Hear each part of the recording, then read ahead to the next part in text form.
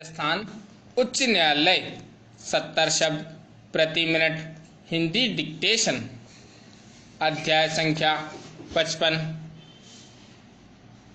Ready start. महोदय, जहां तक खाद्य सुरक्षा बिल की बात है, हमें अंदेशा है।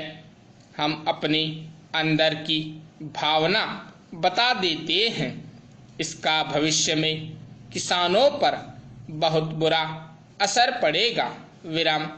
एक तरफ रुपए का अवमूल्यन हो रहा है और हमारे यहाँ जो कच्चा तेल आता है वह डॉलर की कीमत रुपए में बढ़ने की वजह से महंगा हो गया है। विराम। प्रतिदिन आप पेट्रोलियम पदार्थों के दाम बढ़ा रहे हैं, डीजल के दाम बढ़ा रहे हैं, पेट्रोल के दाम बढ़ा रहे हैं। विराम।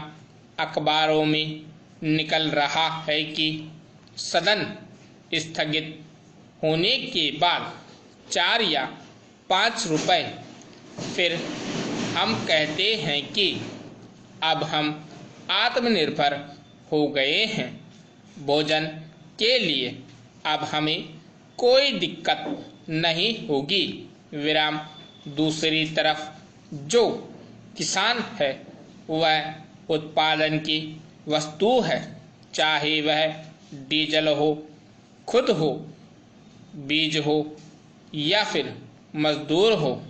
ये सब आज महंगाई करते जा रहे हैं और आप जो खाद्य सुरक्षा लागू कर रहे हैं, अभी प्रांतों में गोदाम भी नहीं है जहां पहले से जो अन्नपूर्णा वगैरह योजना खाद्यान्न मिलता है वह राज्य सरकार साल में उठा नहीं पाती है।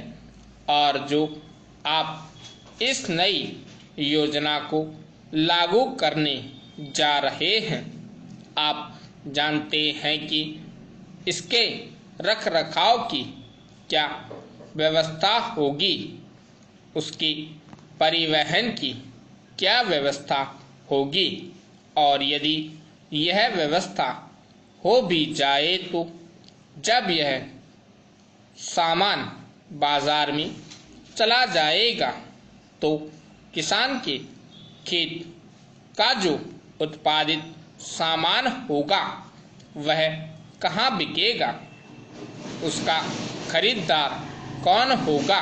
विराम। जब उसका कोई खरीदार नहीं होगा तो वह अपना उत्पादन कम कर देगा, और जब उत्पादन घटा देगा तो आप कितना सामान आयात करके लाएंगे जो आप इस योजना को चालू करेंगे। विराम।